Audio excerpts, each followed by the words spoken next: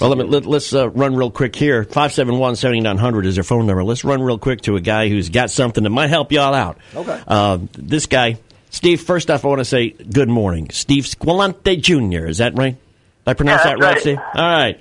All the way from Boston, Mass. How you doing? We're doing great, good. Steve. How are you doing, man? I'm doing great, thank you. All right. Now, Steve, you're a young, forward-thinking entrepreneur who's come up with a little thing that most of us see and we just hit ourselves and go, what? Why didn't I think of that? Yeah, that's a real simple idea. You have invented the Teecil, which is exactly what it sounds like. It's a tee. Golf tee and pencil right in one. With a pencil right in the middle of it. Yeah. Yeah. Now, Steve, what I like about this, it saves trees, too. I mean, you're doing two things with the piece of wood. Exactly. So you don't need your tee and your pencil anymore. It's more friendly to the environment. You know, you're not going to lose a tee or a pencil during a round of golf. You always got it on you, so that's another positive with it. All right. And even though it does two things, it still costs as much as just a regular wooden tee, right? Yeah, the price is pretty much comparable to, a regular wooden golf tee, so... The way John keeps score, we need an eraser on it, too.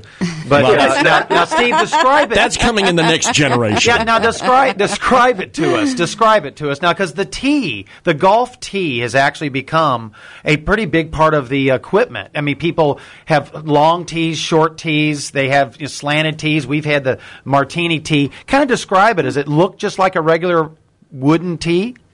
Yeah, so basically it's just like what a wooden golf tee would look like, except that the point that you would insert into the ground is where, like a pencil point.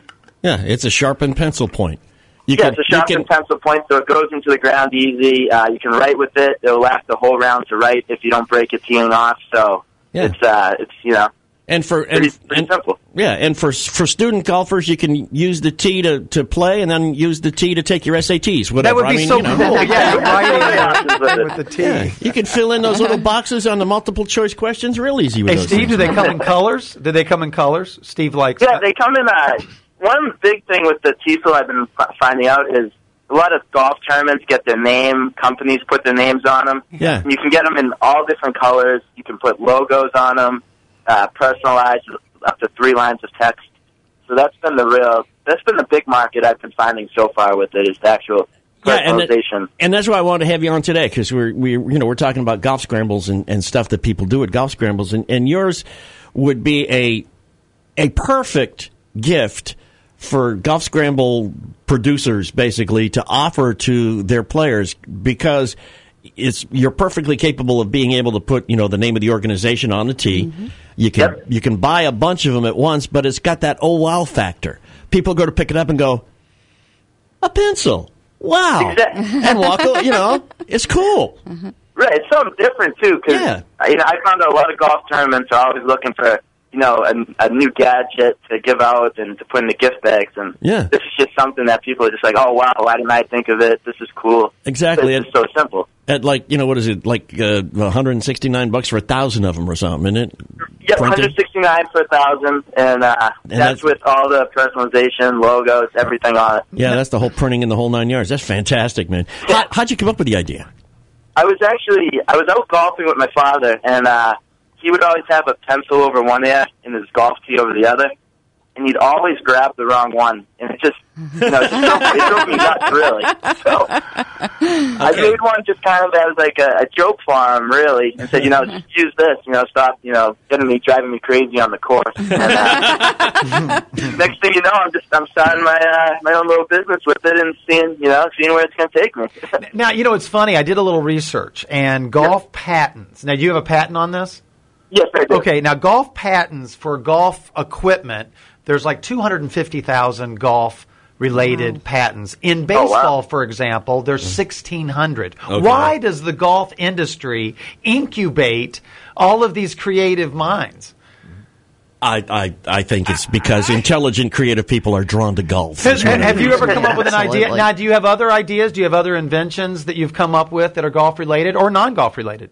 No, this is my only one so far. I mean, I need to come up with something else, too, I think. But for right now, this is about the top I got. Yeah, he's going to rest on his laurels for a minute. Give him a minute here, all right?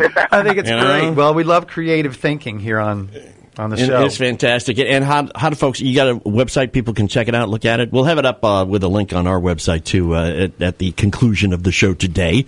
Okay. But what's the address that you can give them right now? It's Teecil.com, Teecil.com, and just pretty much right.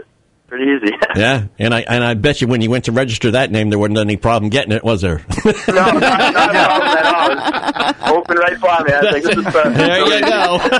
Hey, now, Steve, would you go to the PGA Golf Show in Orlando? I mean, how are you going to get it out there?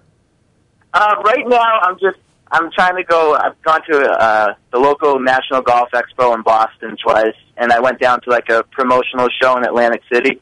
So those were like the two big shows I did to try to get it out. But it's mostly just going course to course, right? You know, showing it to as many people, trying to get it into the pro shops. Are you getting anybody who look at it and go, "Oh, that's ridiculous. Get out of here, kid"? It's surprisingly not too much. I say the more serious golfers kind of look at it and say, "Oh, this is a joke. This, you know, I don't need this. Foolish, yeah. Right? You know, I have a tee and a pencil. Why do I need it in one? I'm just going to break a tee off." But your average golfer out there, you know, looking for something new, who's trying to have fun, seems to love it. And I mean, the response has been pretty positive overall, I would say. All right, let me give you some advice. Give you International Network of Golf. Okay. All right, check them out. It's a great organization, and they can be very helpful. A lot of great people. We're a member of the organization, and they get together like once a year, have some meetings, and they're real good at helping people in golf get the word out for anything they're doing. So check it out.